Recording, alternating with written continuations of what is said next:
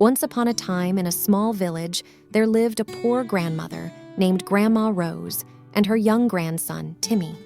They lived in a tiny, run-down cottage on the outskirts of the village. Grandma Rose, with her wrinkled hands and warm heart, did her best to provide for Timmy. One day, as they strolled through the village, Timmy spotted a stray kitten. His eyes lit up with joy, but Grandma Rose sighed, knowing they couldn't afford to take in another mouth to feed. Determined to help, Timmy gathered sticks and stones to build a makeshift shelter for the kitten.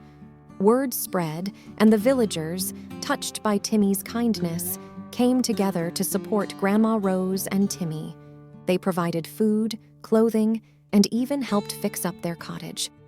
The act of kindness from a young boy touched the hearts of the entire village, turning their modest home into a place filled with warmth and love. And so, Grandma Rose and Timmy learned that sometimes the smallest acts of kindness could make the biggest difference.